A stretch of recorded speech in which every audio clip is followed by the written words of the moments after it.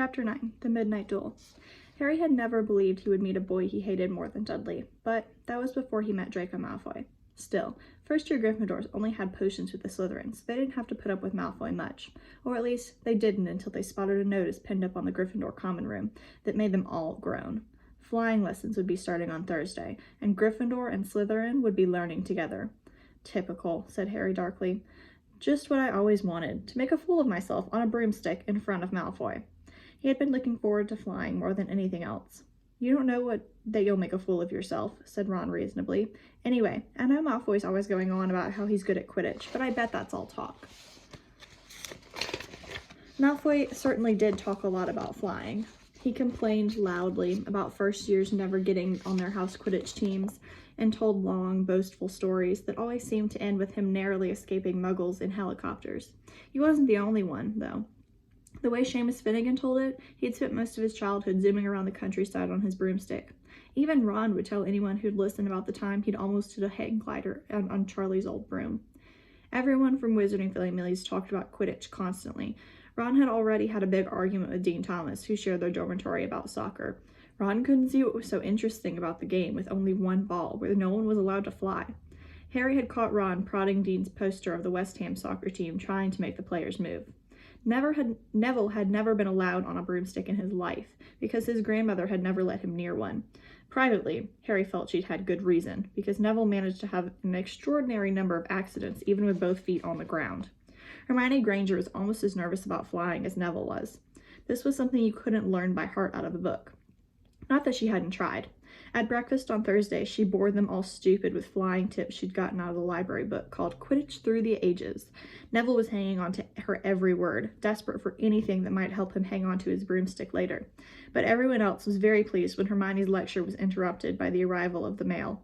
Harry hadn't had a single letter since Hagrid's note, something that Malfoy had been quick to notice, of course. Malfoy's eagle owl was always bringing him packages of sweets from home, which he opened gloatingly at the Slytherin table. A barn owl brought Neville a small package from his grandmother. He opened it excitedly and showed them a glass ball the size of a large marble, which seemed to be full of white smoke. It's a remember-all, he explained. Gran knows I forget things. This tells you if there's something you've forgotten to do. Look, you hold it tight like this, and if it turns red... Oh, his face fell, because the remember-all had suddenly glowed scarlet. You've forgotten something. Neville was trying to remember what he'd forgotten when Draco Malfoy, who was passing the Gryffindor table, snatched the remember-all out of his hand. Harry and Ron jumped to their feet. They were half hoping for a reason to fight Malfoy, but Professor McGonagall, who could spot trouble quicker than any teacher in the school, was there in a flash. What's going on? Malfoy's got my remember-all, Professor. Scowling, Malfoy dropped the remember-all back onto the table. Just looking, he said, and slipped away towards Crabbe and Goyle. At 3:30 that afternoon, Harry, Ron, and the other Gryffindors hurried down the front steps onto the grounds for their first flying lesson. It was a clear, breezy day, and the grass rippled under their feet as they marched down the sloping lawns toward a smooth, flat lawn on the opposite side of the grounds to the Forbidden Forest, whose trees were swaying darkly in the distance. The Slytherins were already there, and so were 20 broomsticks lying in neat rows on the ground. Harry had heard Fred and George Weasley complain about the school brooms, saying that some of them started to vibrate if you flew too high, or always flew slightly to the left. Their teacher, Madame Hooch, arrived. She had short gray hair and yellow eyes like a hawk. Well, what are you waiting for? She barked. Everyone stand by a broomstick. Come on, hurry up. Harry glanced down at his broom. It was old, and some of the twigs stuck out at odd angles. Stick your right hand over your broom, called Madame Hooch, up at the front, and say, up. Up, everyone shouted. Harry's broom jumped into his hand at once, but it was one of the few that did. Hermione Granger's had simply rolled over on the ground, and Neville's hadn't moved at all. Perhaps brooms, like horses, could tell when you were afraid, thought Harry. There was a quaver in Neville's voice that had said only too clearly that he wanted to keep his feet on the ground. Madame Hooch then showed them how to mount their brooms without sliding off the end, and walked up and down the rows, correcting their grips. Harry and Ron were delighted when she told Malfoy he'd been doing it wrong for years. Now, when I blow my whistle, you kick off from the ground hard, said Madame Hooch. Keep your broom steady, rise a few feet, and then come straight back down by leaning forward slightly. On my whistle, 3, 2, But Neville, nervous, jumpy, and frightened of being left on the ground, pushed off hard before the whistle had even touched Madame Hooch's lips. "Come back, boy," she shouted, but Neville was rising right up like a cork shot out of a bottle. 12 feet, 20 feet. Harry saw his scared white face look down at the ground, falling away, saw him gasp, slip sideways off the broom, and wham! A thud and a nasty crack, and Neville lay face down on the grass in a heap. His broomstick was still rising higher and higher, and it started to drift lazily toward the Forbidden Forest and out of sight. Madame Hooch was bending over Neville, her face as white as his. "Broken wrist," Harry heard her mutter. "Come on, boy, it's all right. Up you get."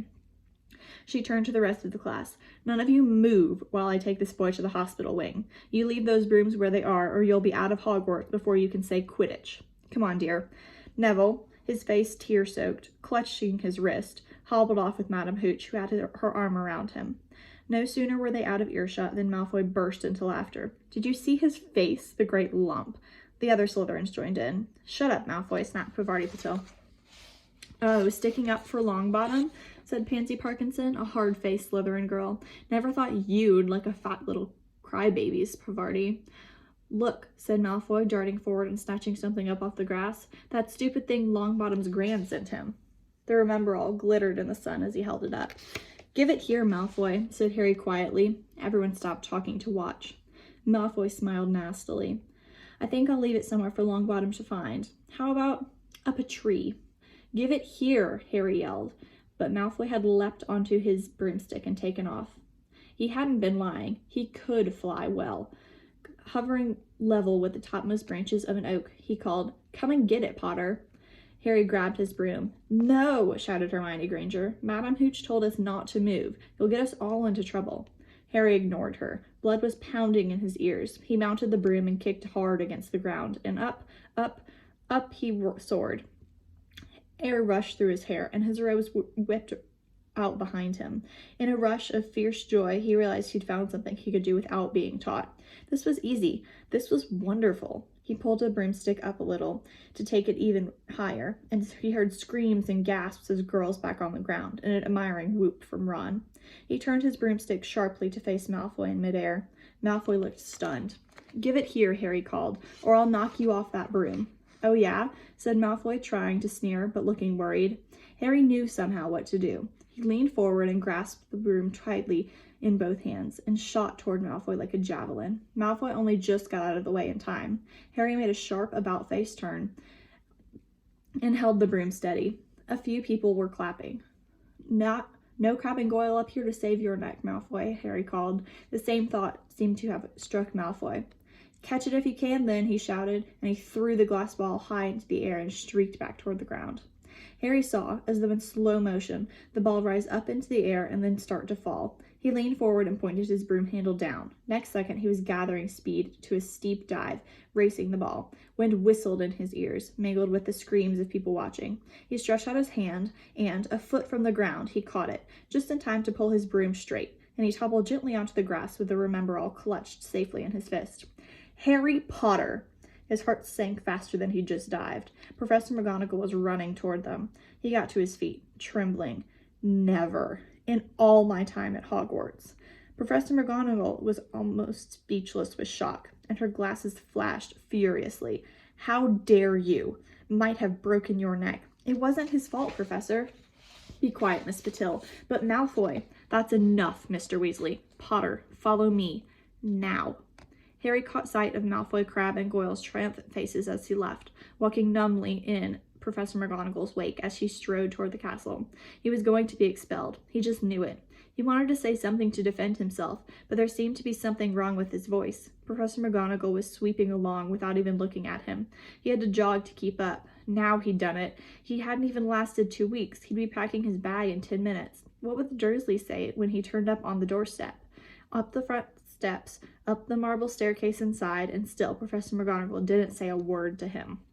She wrenched open doors and marched along corridors, with Harry trotting miserably behind her.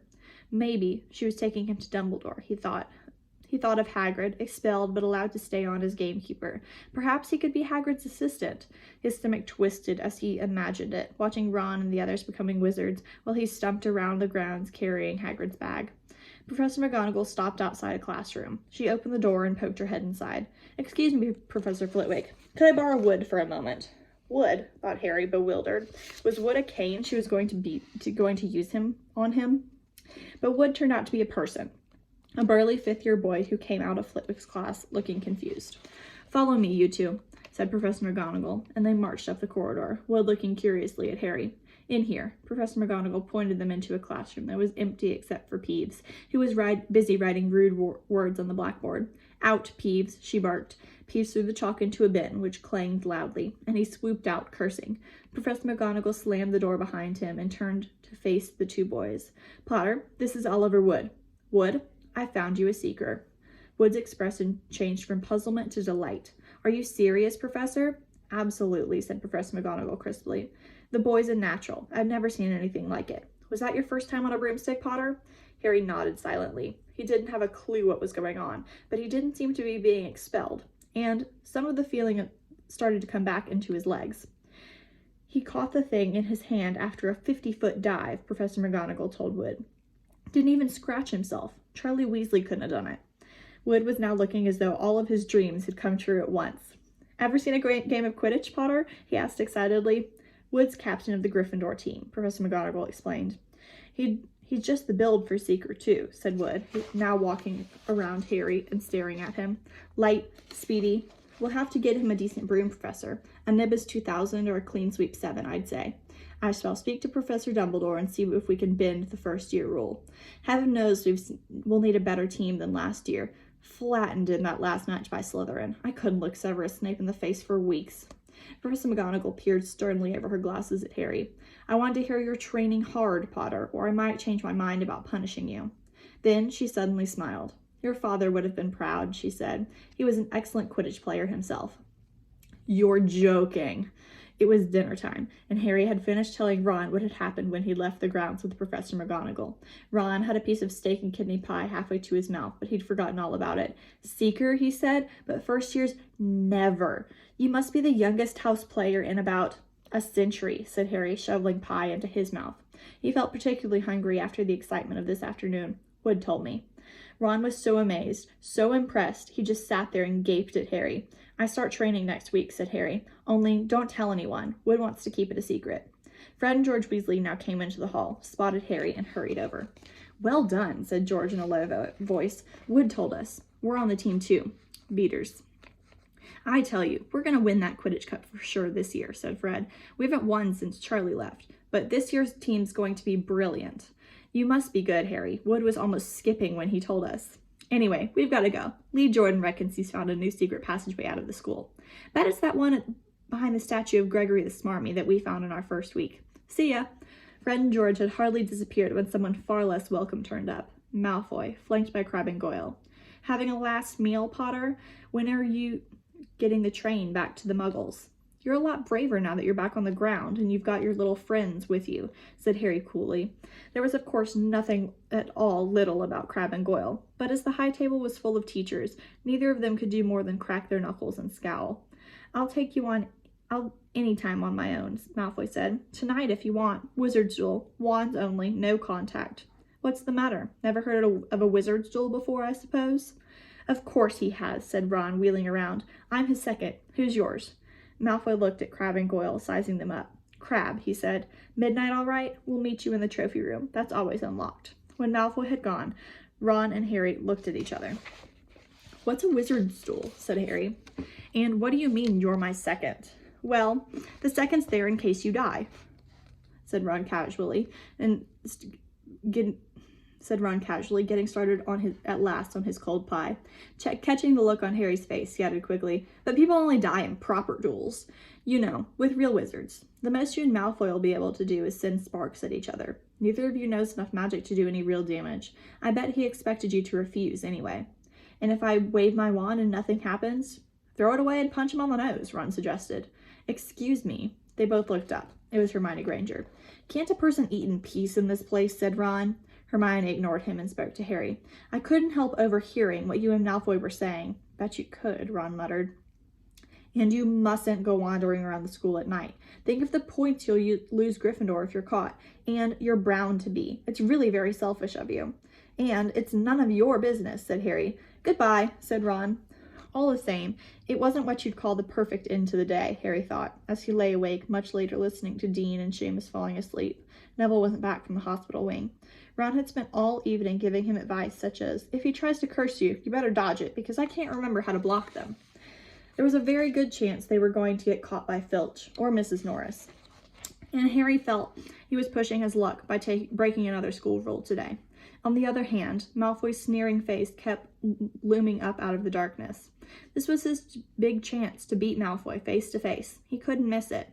11:30, Ron muttered at last. We'd better go. They pulled on their bathrobes, picked up their wands, and crept across the tower floor, down the spiral staircase, and into the Gryffindor common room. A few embers were still glowing in the fireplace, turning all the armchairs into hunched black shadows. They had almost reached the portrait hole when a voice spoke from the chair nearest them. I can't believe you're going to do this, Harry. A lamp flickered on. It was Hermione Granger wearing a pink bathrobe and a frown. You, said Ron furiously. Go back to bed. I almost told your brother, Hermione snapped. Percy, he's a prefect. He'd put a stop to this. Harry couldn't believe anyone could be so interfering. Come on, he said to Ron. He pushed open a portrait of the fat lady and climbed through the hole. Hermione wasn't going to give up that easily. She followed Ron through the portrait hole, hissing at them like an angry goose. Don't you care about Gryffindor, or do you only care about yourselves? I don't want Slytherin to win the House Cup, and you'll lose all the points I got from Professor McGonagall for knowing about switching spells. Go away. All right, but I warned you. Just remember what I said when you're on the train home tomorrow. But what they were, they didn't find out. Hermione had turned to the portrait of the fat lady to go back inside and found herself facing an empty painting. The fat lady had gone on a nighttime visit, and Hermione was locked out of Gryffindor Tower. Now what am I going to do? She asked shrilly. That's your problem, said Ron. We've got to go. We're going to be late. They hadn't even reached the end of the corridor when Hermione had caught up with them. I'm coming with you, she said. You are not? Do you think I'm going to stand out here and wait for Filch to catch me? If he finds all three of us, I'll tell him the truth, that I was trying to stop you, and you can back me up. You've got some nerve, said Ron loudly. Shut up, both of you, said Harry sharply. I heard something. It was a sort of shuffling. Mrs. Norris, breathed Ron, squinting into the dark, but it wasn't Miss Norris. It was Neville. He was curled up on the floor, fast asleep, but jerked suddenly awake as they crept nearer. Thank goodness you found me. I've been out here for hours. I couldn't remember the new password to get to bed. Keep your voice down, Neville. The password's pig snout, but it won't help you now. The fat lady's gone off somewhere. How's your arm? Asked Harry. Fine, said Neville, showing them. Madame Pomfrey mended it in about a minute. Good. Well, look, Neville. We've got to be somewhere. We'll see you later. Don't leave me, said Neville, scrambling to his feet. I don't want to stay out here alone. The Bloody Baron's been past twice already. Ron looked at his watch and then glared furiously at Hermione and Neville. If either of you get us caught, I'll never rest until I've learned the curse of the bogies Quirrell told us about and use it against you. Hermione opened her mouth, perhaps to tell Ron exactly how to use the curse of the bogies, but Harry hissed at her to be quiet and beckoned them all forward. They flitted along corridors striped with bars of moonlight from the high windows. At every turn, Harry expected to run into Filch or Mrs. Norris, but they were lucky. They sped up a staircase to the third floor and tiptoed toward the trophy room. Malfoy and Crabbe weren't up there yet. The crystal trophy cases glimmered where the moonlight caught them. Cups, shields, plates, and statues winked silver and gold in the darkness. They edged along the walls, keeping their eyes on the doors at either end of the room. Harry took out his wand just in case Malfoy leapt in and started at once. The minutes crept by. He's late. Maybe he chickened out, Ron whispered. Then a noise in the next room made them jump. Harry had only just raised his wand when they heard someone speak, and it wasn't Malfoy. Sniff around, my sweet. They might be lurking in a corner. It was Filch speaking to Mrs. Norris. Horror-struck, Harry waved madly at the other three to follow him as quickly as possible. They scurried silently towards the door, away from Filch's voice. Neville's robes had barely whipped around the corner when they heard Filch enter the trophy room. They're in here somewhere, he heard them mutter, probably hiding. This way, Harry mouthed to the others, and petrified, they began to creep down a long gallery full of suits of armor. They could hear Filch getting nearer. Neville suddenly let out a frightened squeak and broke into a run. He tripped, grabbed Ron around the waist, and the pair of them toppled right into a suit of armor. The clanging and crashing were enough to wake the whole castle. "Run!" Harry yelled, and the four of them sprinted down the gallery, not looking back to see whether Filch was following. They swung around a doorpost and galloped down one corridor, then another, Harry in the lead, without any idea where they were going, or where they were. They ripped through a tapestry and found themselves in a hidden passageway, hurtled along it, and came out near the Charms classroom, which they knew was miles from the trophy room. "I think we've lost him," Harry panted, leaning against the cold wall and wiping his forehead. Neville was bent double, wheezing and spluttering. "I told you," Hermione gasped, clutching a stitch in her chest. "I told you." "We've got to get back to Gryffindor Tower," said Ron, quickly as possible. "Malfoy tricked you," Hermione said to Harry. "You realize that, don't you? He was never going to meet you. Filch knew someone was going to be in the trophy room. Malfoy must have tipped him off." Harry thought she was probably right, but he wasn't going to tell her that. "Let's go." It wasn't going to be that simple. They hadn't gone more than a dozen paces when a doorknob rattled, and something came shooting out of the classroom in front of them. It was Peeves. He caught sight of them and gave a squeal of delight. "Shut up, Peeves. Please, you'll get us thrown out." Peeves cackled. "Wandering around at midnight, ickle firsties? Tut, tut, tut. Naughty, naughty, you'll get caughty. Not if you don't give us away, Peeves, please." "I should tell Filch, I should," said Peeves in a saintly voice, but his eyes glittered wickedly. "It's for your own good, you know." "Get out of the way," snapped Ron, taking a swipe at Peeves. This was a big mistake. "Students out of bed," Peeves bellowed. "Students out of bed, down the Charms corridor." Ducking under Peeves, they ran for their lives, right to the end of the corridor where they slammed into a door, and it was locked. "This is it," Ron moaned as they pushed helplessly against the door. "We're done for. This is the end." They could hear footsteps. Filch running as fast as he could towards Peeves' shouts. "Oh, move over," Hermione snarled. She grabbed Harry's wand and tapped the lock and whispered, "Alohomora." The lock clicked and the door swung open. They piled through it, shut it quickly, and pressed their ears against it, listening. "Which way did they go, Peeves?" Filch was saying. "Quick, tell me." "Say please." "Don't mess with me, Peeves. Now where did they go?" "Shan't say nothing if you don't say please," said Peeves in his sing-songy voice. "All right, please." "Nothing. Ha ha. Told you I wouldn't say nothing if you didn't say please. Ha ha ha." And they heard the sound of Peeves whooshing away and Filch cursing in rage. "He thinks this door is locked," Harry whispered. "I think we'll be okay." "Get off, Neville." For Neville had been tugging on the sleeve of Harry's bathrobe for the last minute. "What?" Harry turned around and saw, quite clearly, what.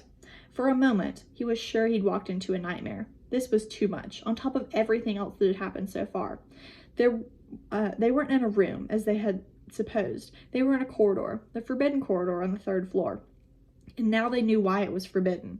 They were looking straight into the eyes of a monstrous dog, a dog that filled the whole space between the ceiling and the floor. It had 3 heads, 3 pairs of rolling mad eyes, 3 noses, twitching and quivering in their direction, 3 drooling mouths, saliva hanging in slippery ropes from its yellowish fangs. It was standing quite still, all 6 eyes staring at them, and Harry knew that the only reason they weren't already dead was that their sudden appearance had taken it by surprise. But it was quickly getting over that. There was no mistaking what those thunderous growls meant.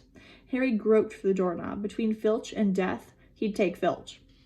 They fell backward. Harry slammed the door shut, and they ran. They almost flew back down the corridor. Filch must have hurried off to look for them somewhere else, because they didn't see him anywhere. But they hardly cared. All they wanted to do was put as much space between them and that monster. They didn't stop running until they reached the portrait of the fat lady on the 7th floor. "Where on earth have you all been?" she asked, looking at their bathrobes hanging off their shoulders and their flushed, sweaty faces. "Never mind that. Pig snout, panted Harry, and the portrait swung forward. They scrambled into the common room and collapsed, trembling into armchairs. It was a while before any of them said anything. Neville, indeed, looked as if he'd never speak again. "What do they think they're doing, keeping a thing like that locked up in a school?" said Ron finally. "If any dog needs exercise, that one does." Hermione had got her breath back and her temper back again. "You don't use your eyes, any of you, do you?" she snapped. "Didn't you see what it was standing on?" "The floor?" Harry suggested. "I wasn't looking at its feet. I was too busy with its heads." "No, not the floor. It was standing on a trap door. It's obviously guarding something." She stood up, glaring at them. "I hope you're pleased with yourselves. You could have been killed, or worse, expelled. Now, if you don't mind, I'm going to bed." Harry stared after her, his mouth open. "No, we don't mind," he said. And you'd think we dragged her along, wouldn't you? But Hermione had given Harry something else to think about as he climbed back into bed. The dog was guarding something. What had Hagrid said? Gringotts was the safest place in the world for something you wanted to hide, except perhaps Hogwarts.